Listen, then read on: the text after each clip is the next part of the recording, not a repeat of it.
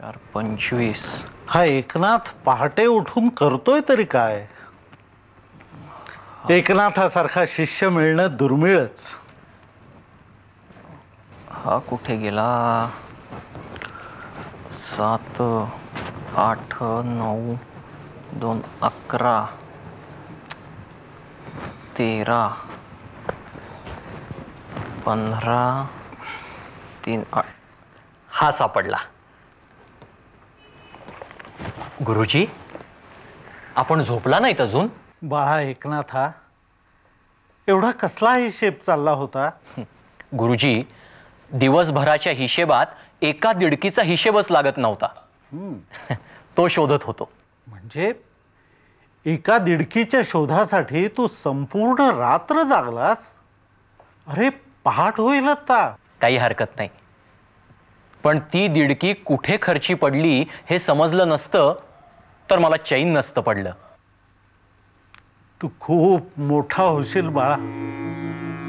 एका दिडकीच्या शोधासाठी तू जी तळमळ दाखवलीस ती ईश्वराच्या प्राप्तीसाठी जर दाखवशील तर प्रत्यक्ष पांडुरंगच तुझ्या समोर उभा राहील.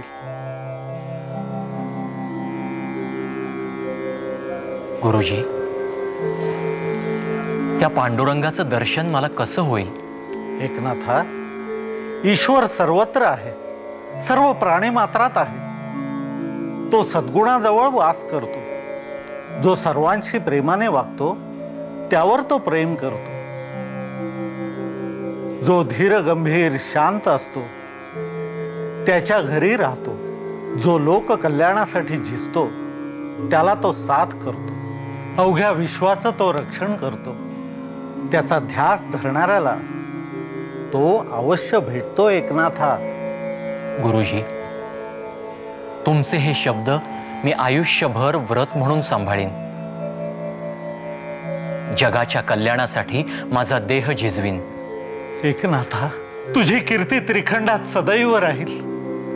तू ईश्वराचा लाडका पुत्र होशील असा मी तुला आशीर्वाद देतो.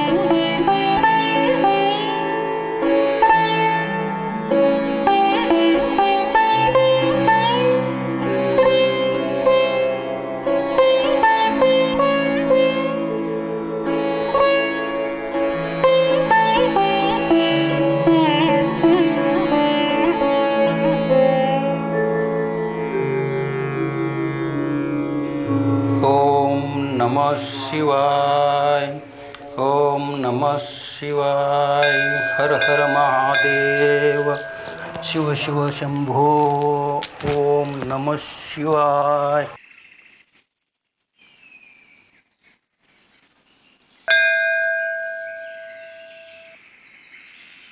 काय हो शास्त्री बुवा? हा बोला, काय म्हणताय बोला. हा एकनाथ कोण समजतो स्वतःला? काय विचारता महाराज, तो तर थोर पंडित शास्त्री.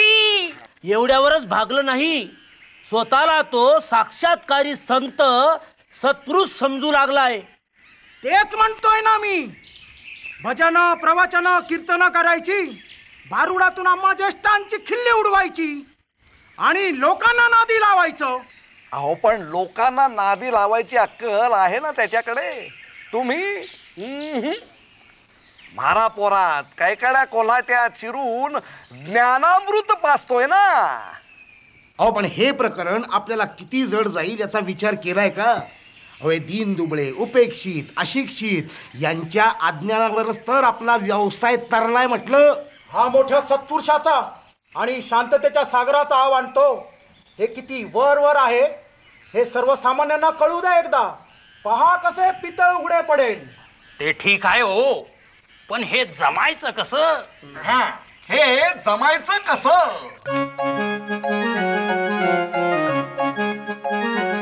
ते मी जमवतो, तुम्ही फक्त गंमत पहा. ओ खाटेक मिया, ओ जरा थांबा.